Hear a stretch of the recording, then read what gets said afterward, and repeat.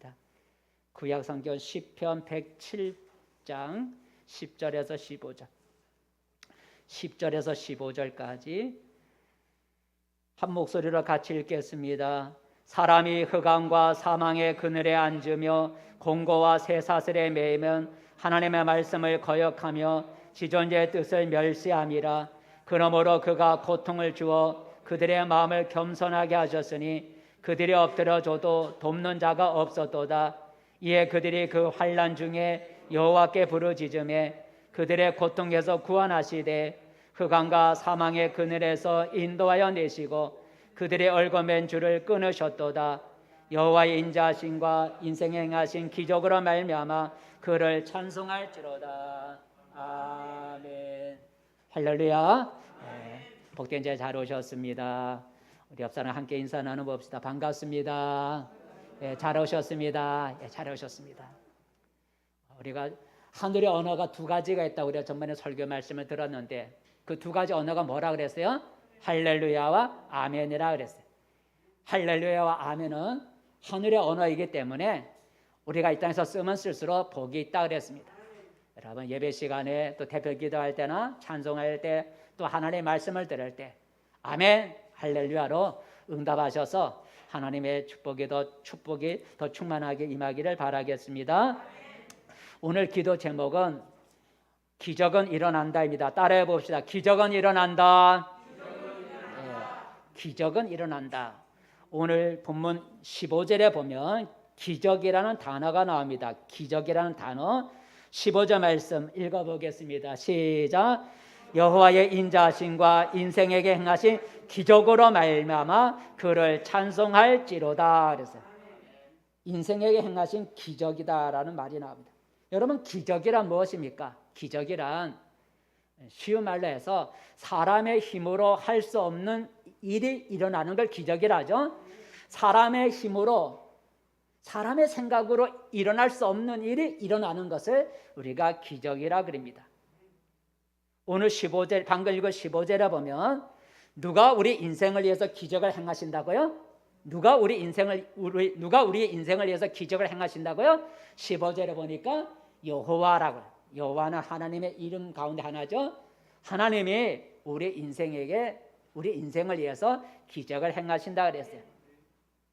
기적을 행하시는 것은 사람이 아니고 하나님이 우리 인생을 위해서 기적을 행하실 수 있다는 것입니다. 여러분 우리가 믿는 하나님은 전능하신 하나님이라 그래요. 전능하신 하나님. 그래서 예수님은 이렇게 말씀하셨습니다. 마태복음 19장을 볼까요? 우리 하나님은 전능하신, 전능이라고 하는 뜻은 모든 걸 할 수 있다는 거죠. 마태복음 19장을 읽어보겠습니다. 시작. 사람으로는 할 수 없으나 하나님으로서는 다 하실 수 있느니라 그랬어요. 사람은 못하더라도 하나님은 다 하실 수 있다고 하는, 우리 하나님은 전능하신 하나님이라는 거죠.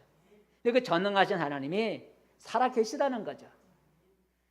전능하신 하나님이 살아계시다고 한다면 지금 또 기적이 일어난다는 것을 우리에게 말씀해 주고 있습니다.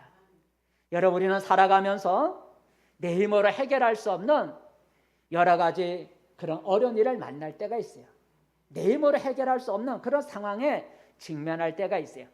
오늘 읽은 신문에 보니까 오늘 읽은 성경 10절에 보니까 내 힘으로 해결할 수 없는 그런 상황에 부딪힌 걸 볼 수가 있어요. 10절 읽어볼까요? 오늘 보면 10절 시작. 사람이 흑암과 사망의 그늘에 앉으며 공고와 쇠사슬에 매임은 그랬습니다. 흑암과 사망의 그늘에 지금 앉아있고 공고와 쇠사슬에 매여 있다는 거죠. 이 표현은 지금 꼼짝달싹할 수 없는 그런 상황에 부딪혔다는 거죠. 내 힘으로 해결할 수 없는 그런 상황에 지금 직면해 있다는 거예요. 그래서 13절에 보니까 12절에 보니까 12절 끝에 보니까 그들이 엎드려져도 돕는 자가 없다 그랬어요. 지금 돕는 자가 없는 거예요. 그러니 지금 절망적인 상황에 직면해 있다고 오늘 말해주고 있어요. 쇠사슬에 묶여있고 죽음이 가까운 사망의 그늘에 지금 앉아있는 절망적인 상황에 있어요. 도와줄 사람이 없다는 거죠. 그런데 반전이 일어났어요. 쇠사슬에 묶여있고 사망의 그늘 안에 앉아 있어. 아무도 도와줄 수 없는 그런 상황에 빠져 있는데 반전이 일어났어요. 역전이 일어났어요.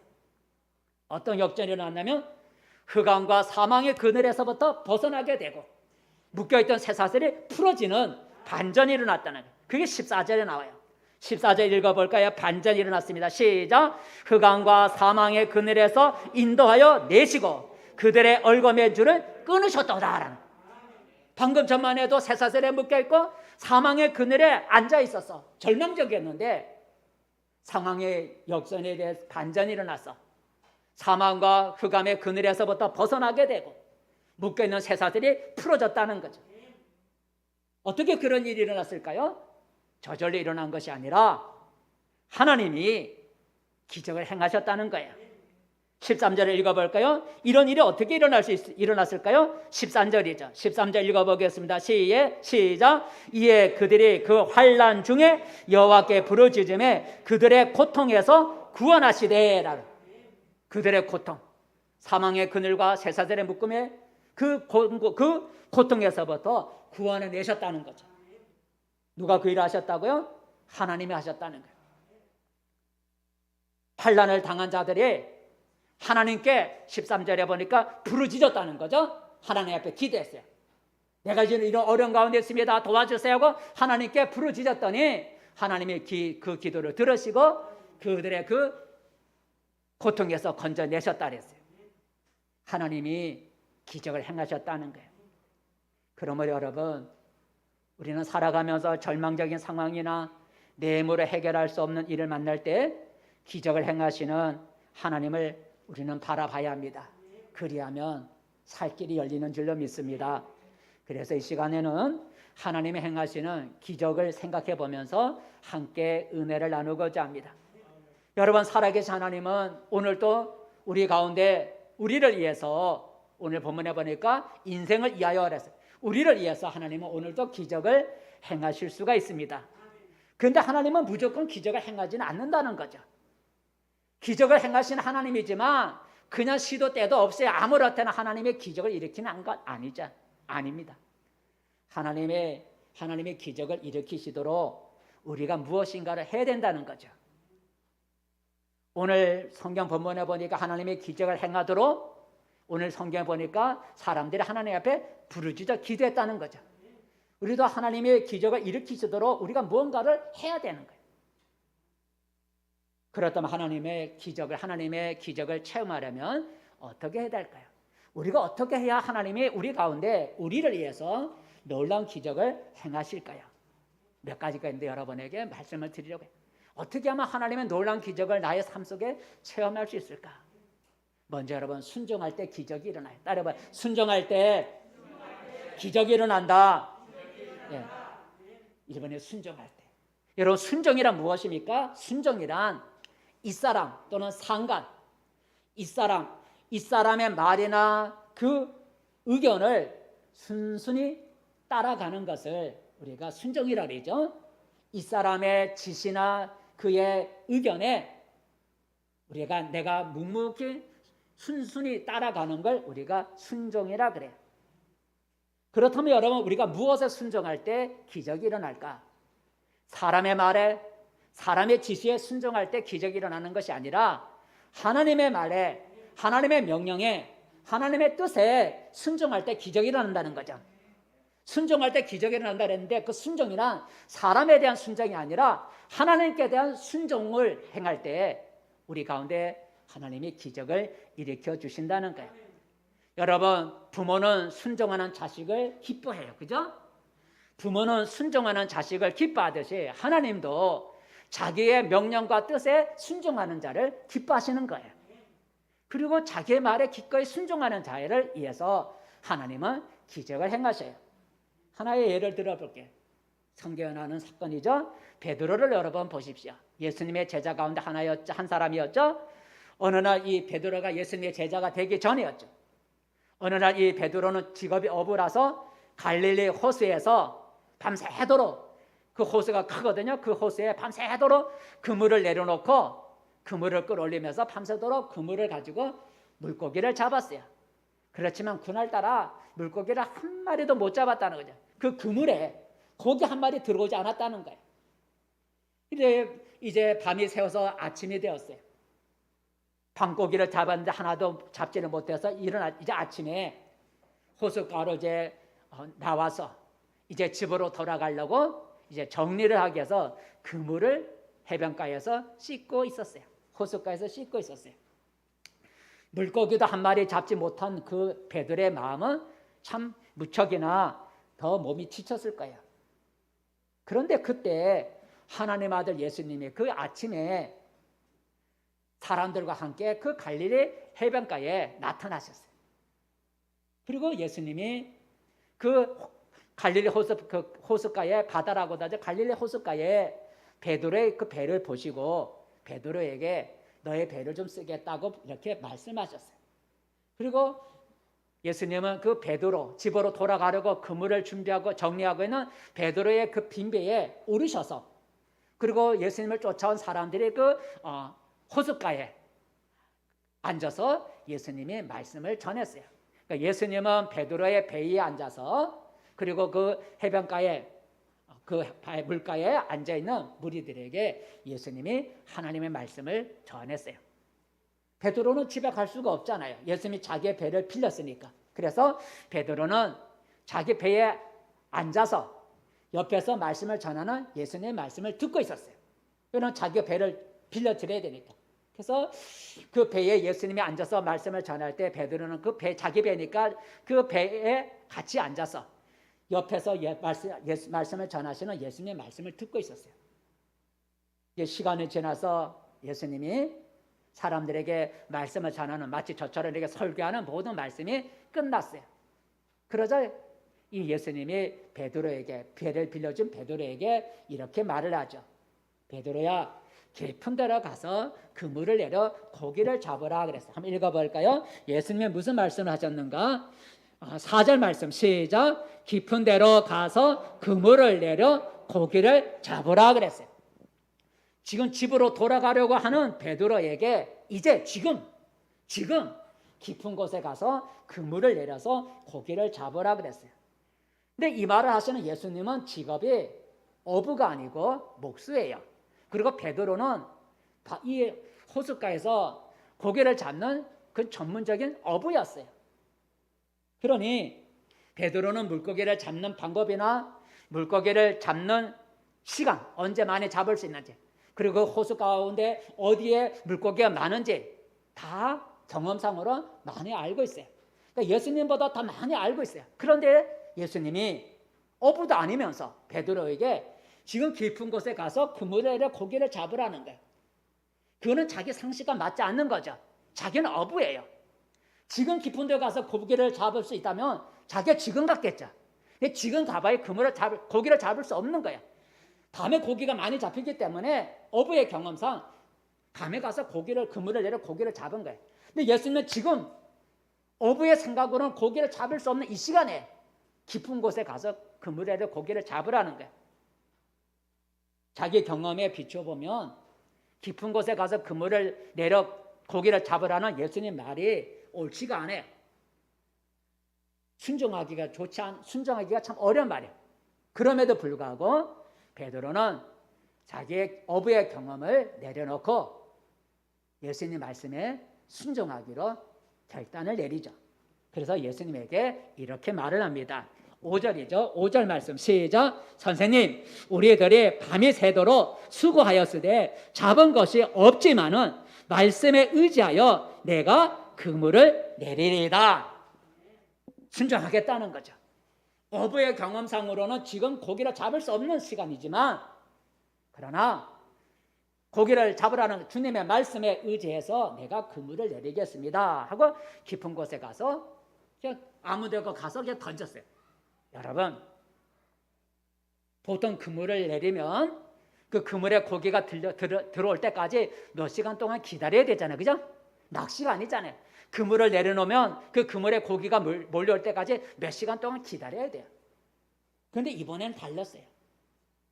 그물을 내리자마자 고기들이 모여들기를 시작한 거예요. 얼마 지나지 않아서 그물에 고기가 많이 든 것 같아요. 그래서 그물을 땡겨 올렸더니 얼마나 고기가 많이 잡혔는지 그 짧은 시간에 한 번에 그물에 그물이 찢어질 정도로 고기가 많이 잡혔어요. 그래서 그물이 막 찢어질 것 같으니까 배 밖에 해변가에 있는 동무의 친구의 배를 오라고 손짓을 해서, 그래서 그 배가 와서 그물을 끌어올리는 거 도와줬어요. 그래서 고기를 끌려왔더니 2배의 고기가 차게 되었다는 거예요. 2배에. 그물이 찢어진다. 지금은 나이론이지만 옛날에는 천으로 그물을 만들었어요. 천으로 그물을 만들었기 때문에 고기가 많이 잡히면 그물이 찢어지는 거예요. 지금처럼 나이론을 만든 게 아니에요. 그러니까 그물이 찢어지게 되니까 도움을 요청한 거예요. 근데 그물을 끌어올렸더니 고기가 얼마나 많이 잡혔는데 2배가, 베드로의 배 하나가 아니라 2배가 고기로 인해서 배가 잠기게 될 정도가 되었다는 거죠. 한번 읽어볼까요? 그 다음에 말씀이 나오죠. 자, 6절 7절 시작. 그렇게 하니 고기를 잡은 것이 심히 많아 그물이 찢어지는지라. 이에 다른 배에 있는 동무들에게 손짓하여 와서 도와달라 하니 그들이 와서 2배의 채움에 잠기게 되었더라라는. 얼마나 고기가 많이 잡혔는지 2배가 잠기게 됐다는 얘기죠. 여러분, 베드로의 고기 하나 잡지 못한 빈배가 고기로 가득하게 되었다는 거예요. 그 기적 아니겠어요? 여러분, 어떻게 그 기적이 일어나게 됐을까요? 베드로의 경험이나 베드로의 힘으로 된 건가요? 그렇지가 않죠. 깊은 곳에 가서 그물을 던지라고 하는 하나님의 아들 예수님 말에 그냥 믿음을 가지고 순종했더니 그 결과가 그렇게 됐다는 거예요. 그 어리석은 것 같던 순종이 기적을 가져왔다는 거죠. 이처럼 여러분, 하나님의 기적은 하나님의 명령과 하나님의 지시, 하나님의 말씀에 순종할 때 기적이 일어나는 거예요. 하지만 문제는 하나님의 명령과 뜻과 지시에 순종하기가 쉽지가 않다는 거죠. 하나님의 뜻과 명령과 지시에 순종하는 것이 때로는 어리석게 보일 경우가 많아요. 베드로처럼 하나님의 명령과 뜻과 지시에 순종하는 것이 우리 사람의 생각으로 볼 때는 어리석은 것 같아요. 그래서 순종하지 못하는 경우가 참 많다는 거죠. 하지만 하나님의 신실하심과 하나님의 능력을 믿고 주님의 말씀과 명령과 지시에 기꺼이 순종하면 놀라운 일이 일어나는 줄로 믿습니다. 여러분도 주님의 말씀에, 주님의 뜻과 주님의 명령에 여러분 기꺼이 순종함으로써 기적을 체험하는 우리 성도들이 되기를 축복합니다. 두 번째, 여러분, 어떻게 하면 하나님의 기적을 우리가 체험할 수 있을까? 하나님은 어떤 자에게 기적을 일으켜 주실까? 기도할 때 기적이 일어납니다. 따라해보자. 기도할 때 기적이 일어난다. 기도할 때. 여러분, 기도라는 게 뭐예요? 기도라는 것은 내가 믿는 절대자 신에게 나의 소원과 나의 바라는 것을 요구하는 것이 기도라는 거죠. 그죠? 기도는 내가 믿는 절대자 신에게 나의 원하는 바를 구하는 것을 우리가 기도라고 해요. 기도는 하나님을 믿고 의지하는 가장 분명한 증표예요. 증표. 여러분이 하나님을 믿고 여러분이 하나님을 의지한다는 그 표현이 뭐로 믿고 의지하는 건 무엇으로 보여줄 수가 있겠어요? 기도예요. 기도하지 않으면 우리가 하나님을 믿고 의지하지 않으면 기도하지 않아요. 하나님을 믿지 않는 자가 기도하겠습니까? 하나님을 의지하지 않는 자가 기도하겠습니까? 여러분, 기도는 내가 하나님을 믿고 의지하는 가장 분명한 증표라는 거예요. 지금 내가 기도하지 않고 있다면 나는 사실 하나님을 지금 믿고 의지하지 않고 있다는 거예요. 그래서 하나님은 자기에게 기도하는 자를 기뻐하셔요. 왜요? 기도는 자기를 믿고 의지하는 증표이기 때문에 하나님은 기도하는 자를 기뻐하시고 기도하는 자를 가까이 하신다 그랬어요. 그리고 하나님은 기도하는 자의 그 기도를 들으시고 응답하신다 그랬어요. 한번 읽어볼까요? 시편 116편. 하나님은 우리의 기도에 귀를 기울이신다 그랬어요. 읽어봅시다. 시작. 여호와께서 내 음성과 내 간구를 들으심으로 내가 그를 사랑하는도다. 그의 귀를 내게 기울이셨으므로 내가 평생에 기도하리로다 그랬어요. 하나님은 우리 기도에 귀를 기울여 들으신다 그랬어요.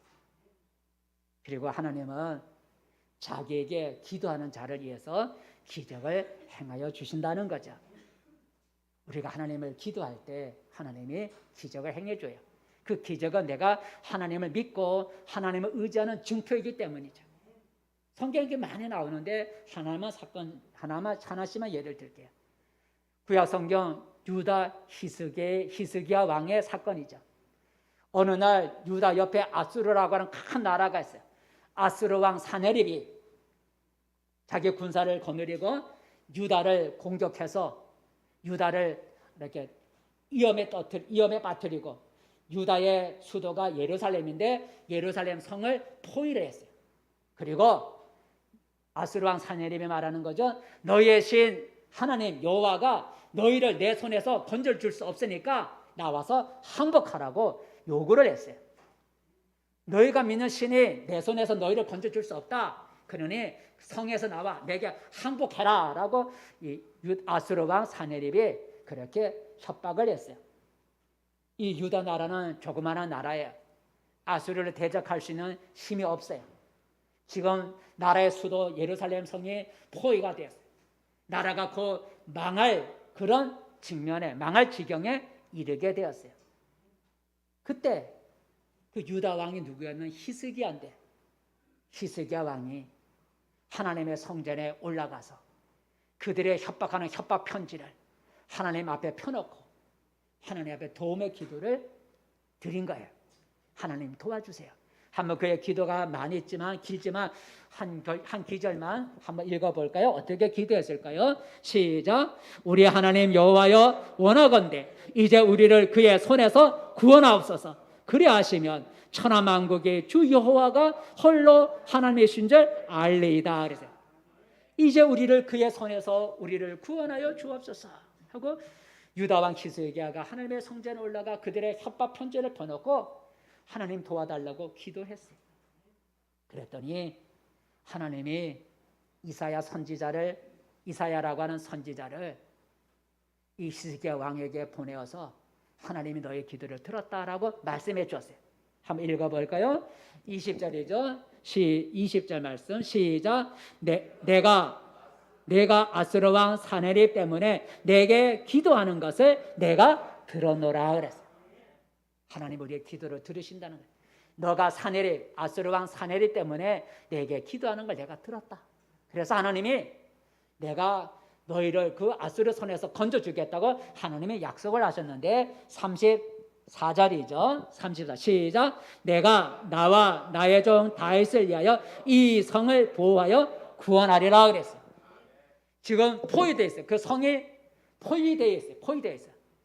그런데 그 포위되어 있는 예루살렘 성을 그들의 손에서부터 건져주겠다는 거예요. 사람의 생각으로는 어떻게 건져내겠어요? 지금 박하고는 단절되어 있고 성 밖에는 아수르 군사가 포위하고 있는데 어떻게 저들의 손에서부터 건져줄 수 있다는 거예요.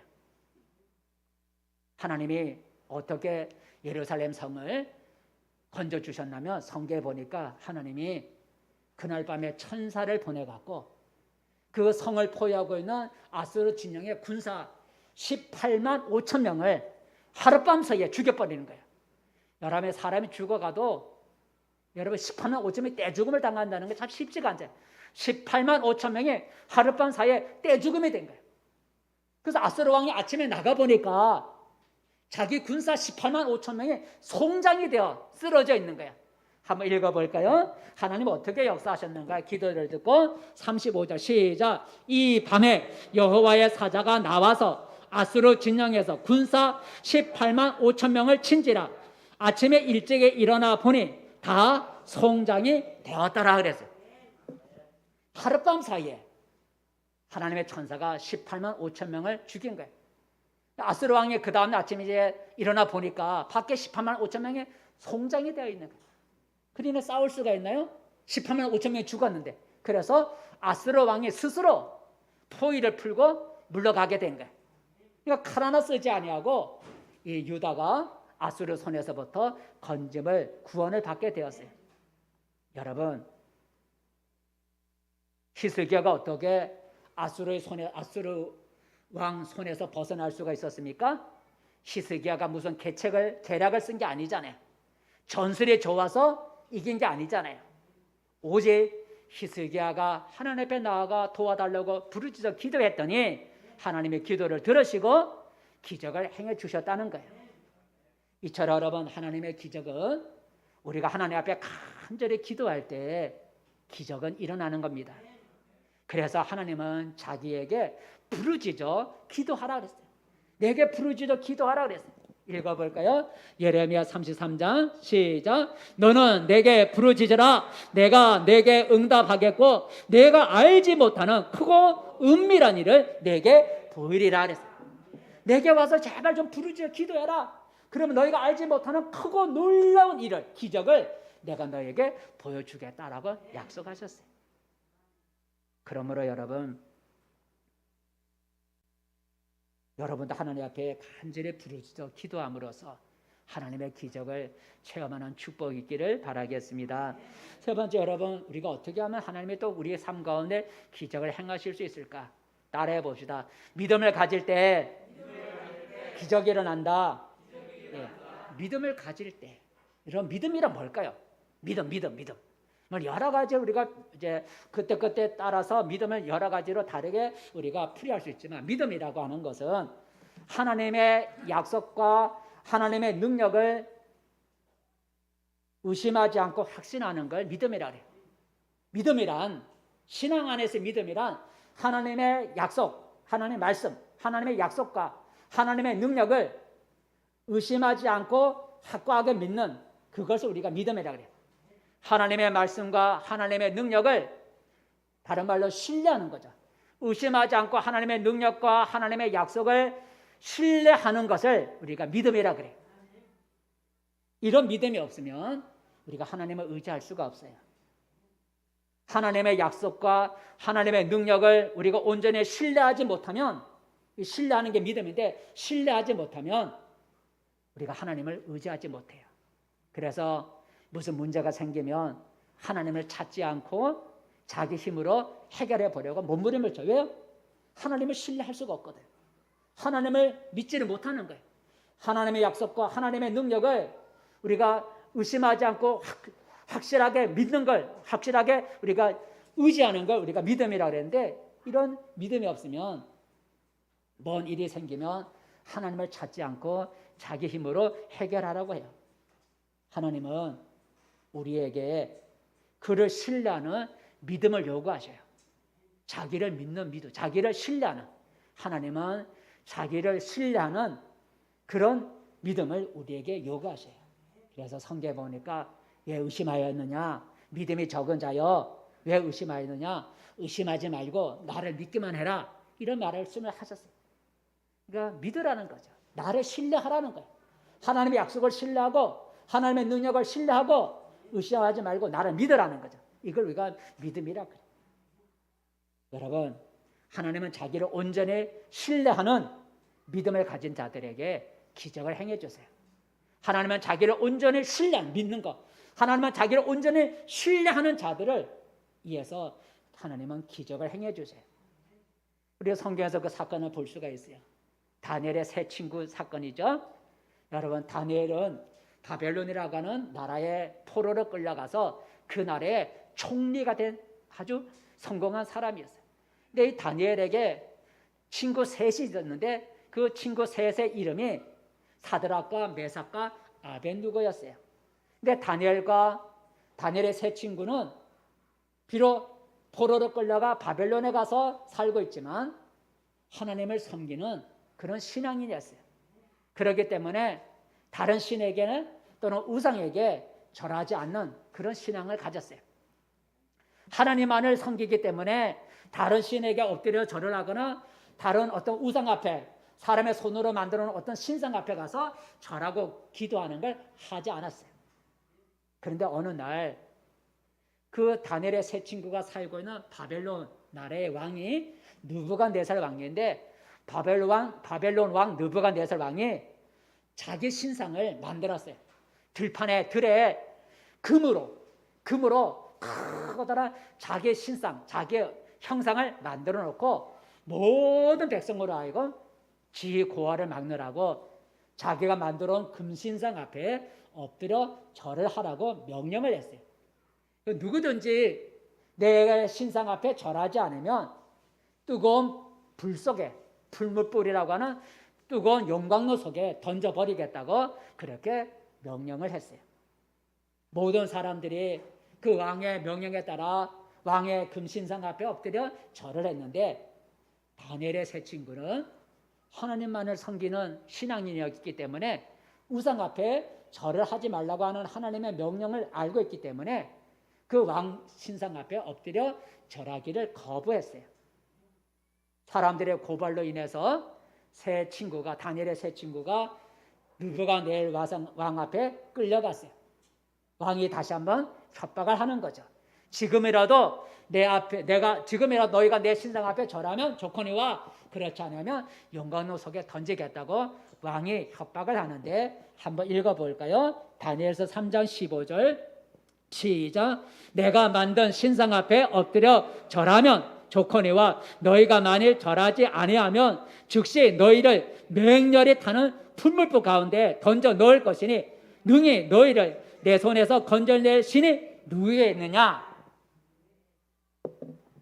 너희가 내 금신상 앞에 절하지 않으면 내가 풀물불 속에 던져 넣을 것인데, 이 풀물불 속에서 누가 너희를 건져내겠느냐? 너희 신도 너희를 건져내지 못할 것이다. 그러니 좋은 말 할 때 들으라는 거죠. 그런데 그 왕의 그 말을 듣고도 다니엘의 세 친구는 왕 신상 앞에 절하기를 거부했죠. 그리고 왕에게 이런 말을 합니다. 왕 앞에서 이런 말을 했는데 어떤 말을 했을까요? 한번 읽어보겠습니다. 그 다음에 시작. 왕이여, 우리가 섬기는 하나님이 계시다면 우리를 맹렬히 타는 풀물불 가운데서 능히 건져내시겠고 왕의 손에서도 건져내시리이다. 그랬어요. 우리가 믿는 하나님이 계시다면 그 풀물불 속에서 우리를 건져낼 것입니다. 그런 믿음을 고백한 거예요. 그 믿음이잖아요. 지금 기도한 것도 아니에요. 순종한 것도 아니에요. 내가 하나님이 살아 계시면 우리를 풀물불 속에서 우리를 건져낼 겁니다. 그 믿음을 가진 거예요. 근데 왕이 화가 나버렸어요. 그래서 평소보다 7배나 더 뜨겁게 불을 달고 놓고 그 불 속에다 던져버렸어요. 여러분, 불 속에 들어간 사람은 그거 1분도 안 돼 죽는 거예요. 그죠? 타서 죽고 산소 부족으로 숨쉬지 못하고 죽는 거예요. 근데 왕이 밖에서 그 불 속을 들여다보니까 불 속에 4사람이 걸어다니는 거예요. 불 속에. 보니까 3사람을 던졌는데 4사람이 불 속에서 왔다 갔다 걸어다니는 거예요. 얼마나 놀라운 일이에요. 그래서 이 느부갓네살 왕이 그 불 속에 던진 다니엘의 세 친구가 살아있는지 확인해 보고 싶어서 그들의 이름을 부르면서 살아있으면 나오라고 했어요. 살아있으면 나오라고 했어요. 그랬더니 놀랍게도 불 속에서부터 다니엘의 세 친구가 걸어 나오는 거예요. 평소보다 7배나 뜨거운 불 속에 너희를 건져낼 신이 없다고 느부갓네살 왕이 이렇게 장담했는데 불 속에 들어가 있는 세 친구가 죽지 않고 걸어 나오는 거예요. 그 많은 거기에 모인 고관들이 보니까 세 친구에게 옷을 보고 머리를 보고 냄새를 맡아갔는데 불에 탄 냄새가 안 나는 거예요. 한번 읽어볼까요? 얼마나 하나님이 지켜줬는지. 그 다음에 읽어보겠습니다. 시작. 이 사람들을 본즉 불이 능히 그들의 몸을 해하지 못하였고 머리털도 그을리지 아니하였고 고도빛도 변하지 아니하였고 불탄 냄새도 없었더라라는 거예요. 기적이잖아요. 그죠? 머리카락도 그슬리지 않았다는 거예요. 옷을 입은 채로 들어갔는데 옷이 그슬리지도 않았다는 거예요. 옷의 색깔이 타서 빛깔도 안 변했다는 거예요. 불에 탄 냄새도 안 났다는 거예요. 여러분, 다니엘의 세 친구가 어떻게 불 속에서 살아날 수 있었을까요? 방화복을 입었나요? 아니죠. 방화복을 입은 것도 아닙니다. 하나님이 그들이 하나님의 구원하시는 능력을 확고하게 믿었을 때 하나님이 그들의 믿는 그 믿음을 보시고 불 속에 천사를 보내어 불 속에서부터 그들을 지켜주셨던 거죠. 이처럼 여러분, 하나님의 기적은 하나님을 우리가 온전히 신뢰할 때, 하나님을 온전히 신뢰하는 믿음을 가질 때, 기적은 일어나는 거예요. 그래서 예수님은 우리에게 너에게 겨자씨만한, 겨자씨는 조그마한, 우리로 말하면 참깨씨라 그랬어요. 우리는 참깨씨만한 믿음만 있으면 너희는 기적을 맛볼 수 있다 그랬어요. 어떻게 말씀하셨을까요? 누가복음 17장 읽어볼까요? 누가복음 17장 보면 우리에게 작은 믿음에서도 기적이 일어난다 그랬어요. 읽어봅시다. 시작. 너희에게 겨자씨 하나만한 믿음이 있었다라면 이 뽕나무더러 뿌리가 뽑혀 바다에 심겨라 하였을 것이요 그것이 너희에게 순종하였으리라 그랬어요. 너희에게 참깨만한 믿음만 진실로 있다면 뽕나무를 보고 향해서 뽕나무야 들려서 바다에 던져져라 이렇게 명령하고 의심하지 않으면 그대로 된다는 거예요. 여러분 뽕나무에 뽑혀서 바다에 던져져라 하고 의심하지 않으면 그대로 된다는 거예요. 근데 우리는 그렇게 못하죠. 믿음이 없다는 거죠. 그죠? 바로 우리가 하나님께 대한 확실한 믿음을 가진다면 하나님 우리의 믿음을 가지고 기적을 일으키신다는 거예요. 여러분 그러므로 우리는 눈에 보이고 귀에 들리고 그리고 손으로 만져지는 그런 것만 여러분 의지하지 마시고 하나님의 능력과 하나님의 약속을 신뢰하는 믿음을 가지시기를 바랍니다. 그리하면 하나님의 기적이 일어날 줄로 믿습니다. 마지막 여러분 하나님의 기적은 어떤 자에게 일으키실까요? 따라해 봅시다. 심을 때에 기적이 일어난다. 여러분 좋은 열매를 거두려면 먼저 뭐가 필요하죠? 씨를 뿌려야 돼요. 그죠? 예. 좋은 열매를 거두려면 씨를 먼저 뿌려야 좋은 열매를 거둘 수가 있어요. 좋은 씨를 심지 않으면 뭐만 생기는 거예요? 잡초만 생기는 거예요. 여러분 씨를 뿌리지 않으면 잡초만 생겨요. 그렇지만 좋은 열매를 거두려면 씨를 먼저 뿌려야만 좋은 열매를 거둘 수가 있어요. 마찬가지 우리가 하나님께로부터 좋은 것을 거두려면 우리는 하나님 앞에 먼저 심어야 된다는 거예요. 먼저 하나님께 나의 재물을 드리거나 나의 몸을 들여 헌신하는 하나님께 드려야 되는 거예요. 그런데 우리는 종종 하나님께 먼저 심으면 거두지 못할 수 있지 않을까? 그래서 손해를 보지 않을까 두려워서 우리는 심지를 못해. 그죠? 정말로 내가 심으면 하나님이 거두게 하신다고 믿으면 사람은 심을 수 있을 거예요. 그죠? 사람은 심을 수 있어요. 내가 하나님 앞에 심으면 하나님이 거두게 주신다고 하는 확실한 믿음을 가지면 심을 수가 있어요. 근데 왜 못 심냐면 내가 괜히 심었다가 거두지 못하면 나만 손해보는 거예요. 하나님께 심었는데 못 거둘까 봐. 거두지 못하면 내가 하나님 앞에 드린 게 손해보잖아요. 그게 겁이 나서 못 드리는 거예요. 근데 하나님은 우리가 믿음을 가지고 하나님 앞에 먼저 심으면 거두게 해주신다 그랬어요. 오병이어의 사건을 우리는 그것을 통해서 알 수가 있어요. 오병이어 많이 들어봤죠? 떡 5개와 물고기 2마리가 오병이어예요. 어느 날 베세다라고 하는 이스라엘 땅이죠. 베세다 근방 빈들에서 예수님이 모여든 사람들에게 하나님의 말씀을 하나님의 나라를 전하고 있었어요. 근데 거기에 모여든 사람의 수가 성경에 보니까 남자만 5,000명이라고 그랬어요. 그러니 거기에 여자 어린아이까지 합치면 더 많은 사람이 모였을 거예요. 남자만 5,000명이라 했어요. 근데 어느덧 그 빈들에서 사람이 살지 않는 그 초원 같은 그 빈들에서 말씀을 전하다 보니 해가 기울어 저녁이 가까이 왔어. 그러자 제자들이 예수님께 말했습니다. 주님, 이곳은 빈들이고 먹을 것이 없으니 사람들에게 마을로 흩어보내갖고 각자 자기가 음식을 해결하도록 하십시다. 저녁 때가 됐으니 먹어야 되는데 사람들을 자 각기 마을로 내보냅시다 그랬더니 예수님이 말씀하시기를 그들을 마을로 내보낼 것 없다. 너희들이 먹을 걸 줘라 하고 제자들에게 너희가 먹을 걸 주라는 거죠. 하지만 제자들에게는 지금 떡 한 덩어리도 없다는 사실이죠. 떡 한 덩어리도 없는 거예요. 그리고 지금 거기에 모인 사람이 남자만 5,000명이에요. 5,000명에게 떡을 조금이라도 나눠주려면 적어도 그 당시 200데나리온의 떡을 사야만 사람들에게 떡을 한 조각이라도 줄 수가 있어요. 200데나리온은 노동자 하루의 품삯이 1데나리온이에요. 그러니까 노동자가 200일을 해야 벌 수 있는 돈이 200데나리온이에요.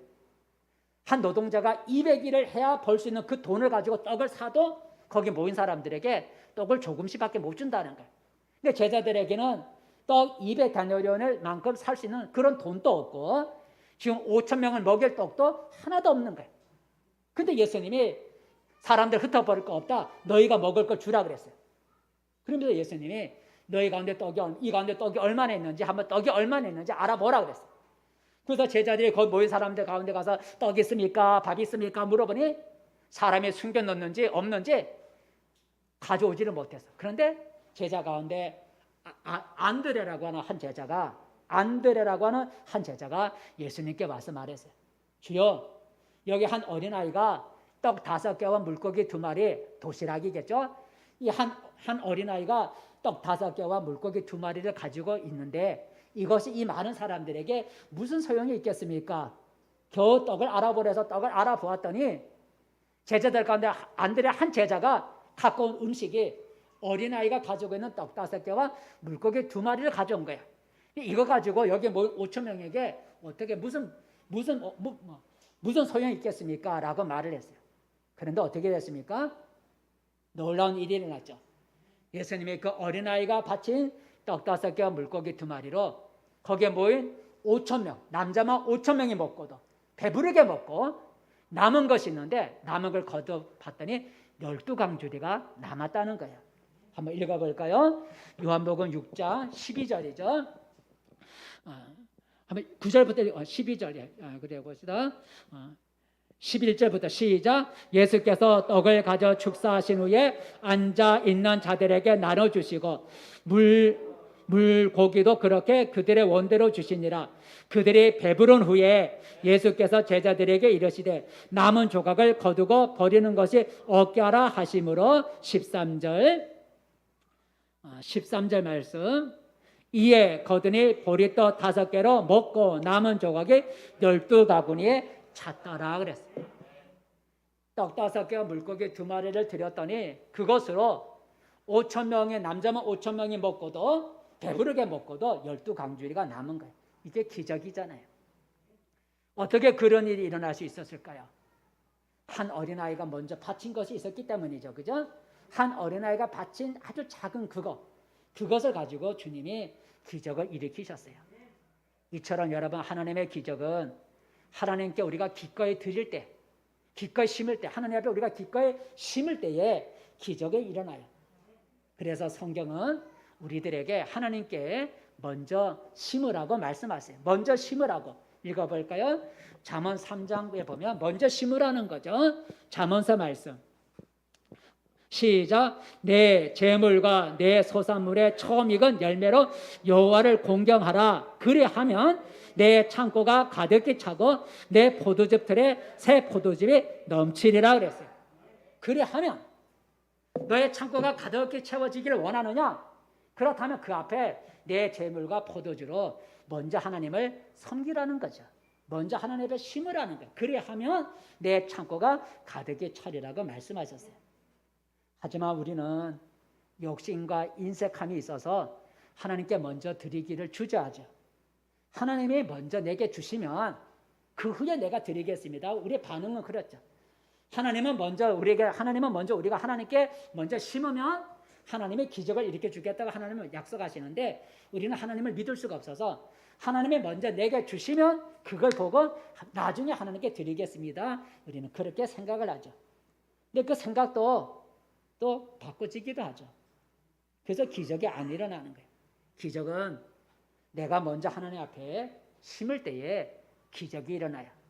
여러분도 하나님께 먼저 심음으로써 기적이 일어나는 축복 있기를 바라겠습니다. 말씀을 맺습니다. 성도 여러분, 우리가 믿는 하나님은 기적을 행하시는 능력의 하나님이십니다. 그러므로 아무리 나의 앞이 지금 캄캄하고 나의 앞길에 지금 막혀 있을지라도 여러분 절망하거나 낙심하지 않기를 바랍니다. 소망을 갖기를 바랍니다. 눈을 들어서 기적을 행하시는 하나님을 바라볼 수 있기를 바랍니다. 한번 우리가 읽어볼까요? 시편 40편. 우리 오늘 교동문에도 읽었지만 읽어보겠습니다. 시작. 내 영혼아, 네가 어찌하여 낙심하며 어찌하여 내 속에서 불안해하는가? 너는 하나님께 소망을 두라. 그가 나타나 도우심으로 말미암아 내가 여전히 찬송하리로다. 낙심하고 왜 내 속에서 불안한가? 하나님께 소망을 두고 하나님을 바라보라. 그러면 하나님이 나타나 기적을 행해 주신다는 거예요. 여러분, 여러 상황이 지금 아무리 어렵더라도 내 힘으로 해결할 수 없다고 해서 절망하거나 낙심하지 말고 이 말씀처럼 하나님께 소망을 두고 하나님을 바라보시기 바랍니다. 그러면 하나님이 나타나셔서 기적을 행해 주실 줄로 믿습니다. 하나님의 기적은 오늘도 일어나는 줄로 믿습니다. 하나님의 기적은 누구에게 나타난다고요? 하나님의 뜻에 기꺼이 순종하는 자에게 기적은 오늘도 일어나요. 하나님 앞에 간절히 기도하는 자에게 하나님의 기적은 지금도 일어납니다. 하나님을 절대적으로 신뢰하고 하나님을 믿는 믿음을 가질 때 기적이 일어나요. 그리고 하나님 앞에 먼저 내가 기꺼이 심을 때 기적이 일어납니다. 우리 모두 하나님의 기적을 체험하고 그리고 오늘 말씀처럼 기적을 베풀어 주신 하나님을 찬송할 수 있는 우리 성도가 되기를 축복합니다. 15절 읽고 기도하겠습니다. 15절 말씀. 자, 이 기적을 경험한 오늘 사람들이 어떻게 했는가요? 15절 말씀 시작. 여호와의 인자하심과 인생에게 행하신 기적으로 말미암아 그를 찬송할지로다. 하나님이 여러분 행하시는 기적으로 인하여 여러분도 하나님을 찬송하는 그런 성도들이 되기를 축복합니다. 기도하겠습니다. 은혜로우신 하나님 아버지, 하나님은 우리 가운데 기적을 행하시는 하나님이시고 기적을 행하시는 하나님 오늘도 살아계시기에 우리 가운데 기적을 행하여 주실 수가 있는 줄로 믿습니다. 내 힘으로 해결할 수 없는 어려운 일을 만날 때 우리는 불안해하고 낙심하고 절망에 빠질 때가 있습니다. 이제 하나님 나를 보지 않게 하시고 기적을 행하시는 하나님을 바라보고 하나님께 소망을 가질 수 있게 도와주시옵소서. 그리고 하나님을 의지함으로 말미암아 이제 하나님께서 우리 가운데 놀라운 기적을 행해 주심으로 말미암아 우리를 묶고 있는 모든 사슬이 풀어지게 하시고 우리가 절망 가운데 사망의 문에서부터 우리를 건져주시는 은혜가 있게 도와주셔서 하나님의 베푸시는 그런 놀라운 기적을 체험함으로 하나님을 찬송하는 삶을 살아갈 수 있게 도와주시옵소서. 예수님의 이름으로 기도합니다. 아멘. 찬송가